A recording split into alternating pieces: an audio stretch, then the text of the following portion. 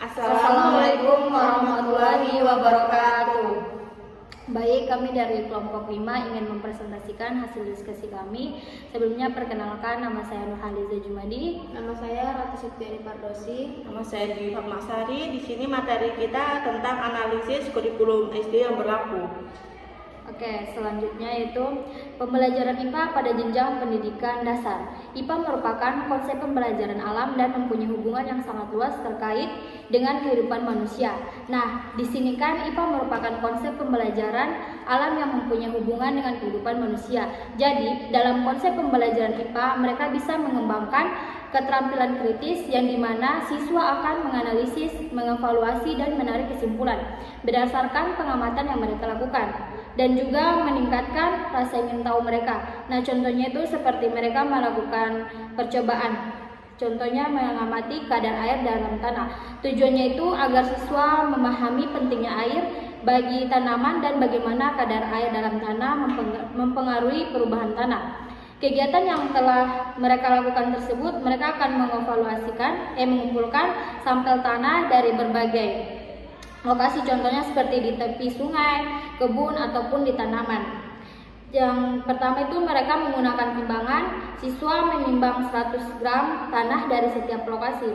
Terus siswa menambahkan air dan mencatat tanah air yang digunakan untuk membuat tanah menjadi basah. Selanjutnya siswa membahas hasil yang diperoleh dan menarik kesimpulan mengenai kadar air masing-masing lokasi.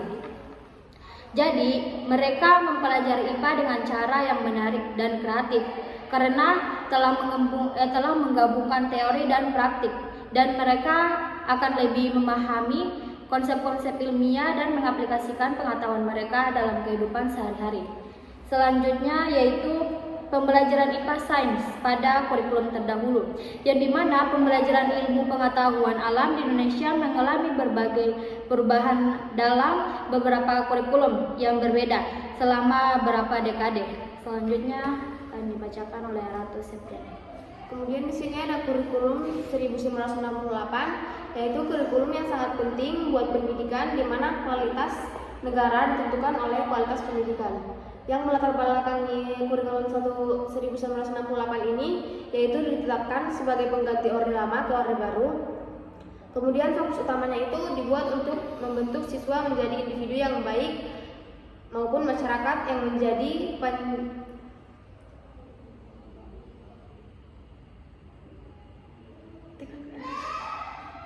yang dimaksud Pancasilais itu yaitu menggambarkan nilai dan norma Pancasila. Kemudian karakteristik kurikulum 1968 ini berorientasi pada Pancasila, di mana semua mata pelajaran diarahkan untuk mendukung pemahaman Pancasila yang berfokus untuk menghafal materi pada pembelajaran IPA. Kemudian ada kurikulum 1975, yaitu kurikulum ini dibentuk untuk mendukung pembangunan nasional melalui pendekatan yang lebih sistematis, yaitu membahas secara objek, abstrak maupun umum tentang masalah pokok. Kemudian karakteristik kurikulum 1975 itu yaitu pembelajarannya itu disampaikan secara instruksional yang jelas dan teratur dalam RPP. Kemudian mulai memperkenalkan kegiatan praktik lab, yaitu kegiatan sebagai bagian dari pembelajaran IPA. Di kurikulum ini, IPA mulai dipisahkan menjadi fisika, kimia, biologi, dan dibuat dalam tingkat SMP atau SMA. Materi yang difokuskan yaitu untuk SMP.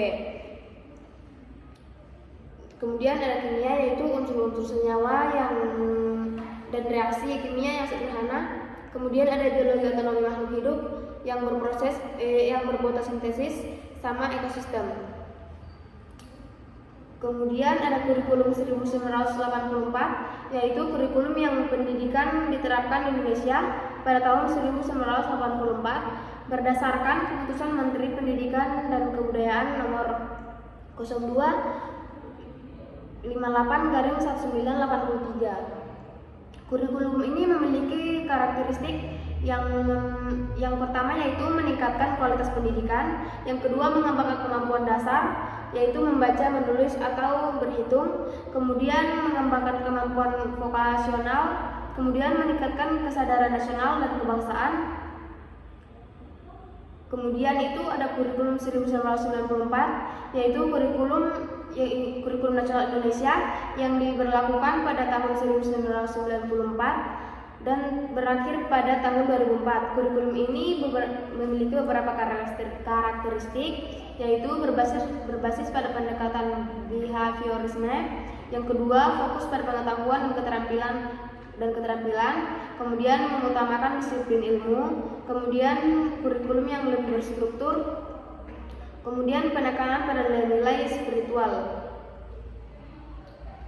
Kurikulum 1994 ini digantikan oleh kurikulum berbasis kompetensi atau KBK pada tahun 2004 yang kemudian diperbaharui menjadi kurikulum 2013. Saat ini kemudian Indonesia menggunakan kurikulum Merdeka.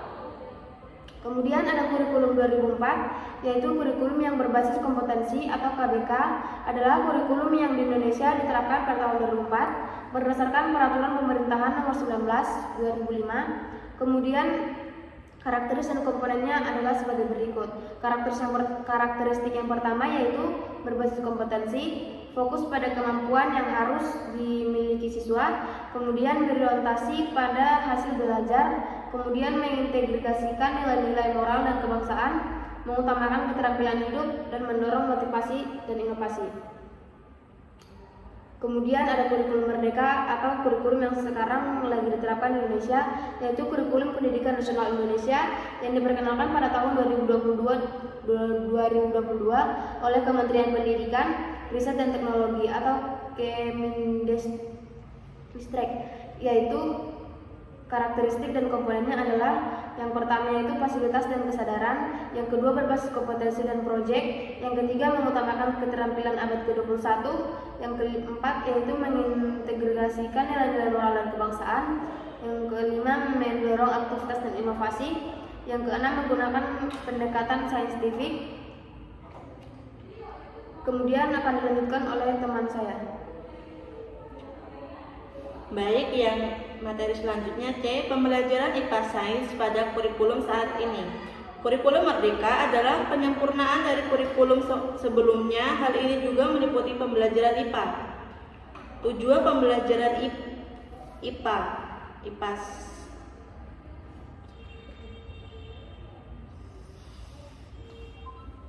1.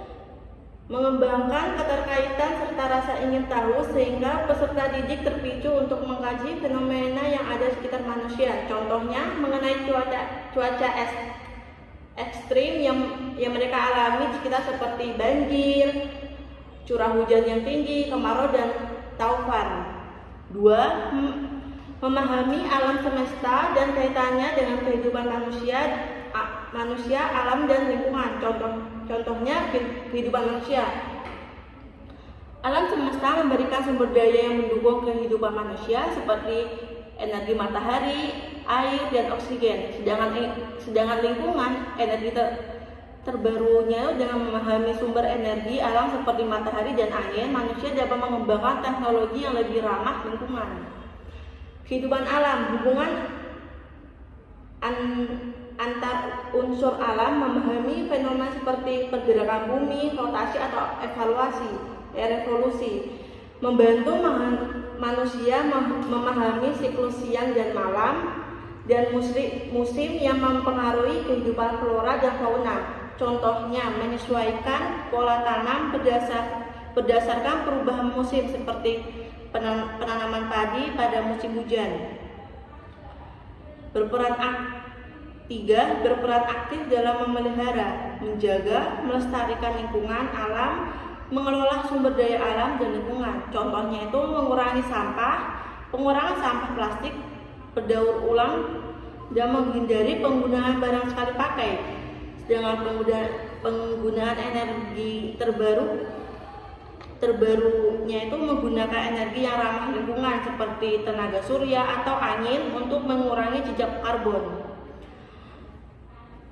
Raboisasi dan penanaman pohon, berpartisipasi dalam kegiatan penanaman pohon untuk mengembangkan keseimbangan ekosistem. 4. Mengerti siapa dirinya, memahami bagaimana lingkungan sosial dia berada, memaknai bagaimana kehidupan manusia dan masyarakat berubah dari waktu ke waktu. Itu contohnya seperti mengerti diri, siapa dirinya. Kayak pengertian itu kita memahami identitas kepribadian kita, kemampuan, minat bakat atau potensi diri kita. Itu untuk bertujuan membantu individu menyadari peran dan tanggung jawab dalam kehidupan. Contohnya peserta didik mengenali bakatnya dalam bidang seni atau sains sehingga ia bisa mengembangkan keterampilan tersebut dan memahami bagaimana lingkungan sosial yang berada. Itu pengertian pengaturan normal dan struktur sosial dan lingkungan sekitar.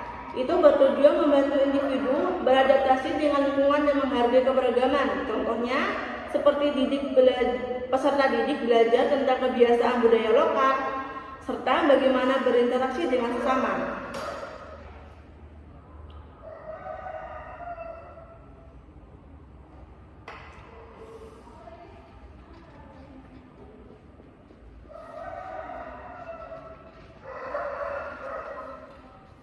Jadi kesimpulannya, kurikulum SD di Indonesia yang saat ini berlaku adalah kurikulum merdeka. Kurikulum ini diperkenalkan untuk memberikan fleksibilitas lebih bagi sekolah dalam mengelola pembelajaran, memungkinkan menyesuaikan dan lebih baik terhadap kebutuhan siswa dan konteks lokal. Baik, Sekian dari presentasi kami hari ini. jika ada yang ingin bertanya, silakan komen di YouTube kami. Assalamualaikum warahmatullahi wabarakatuh. Jangan lupa komen ya guys.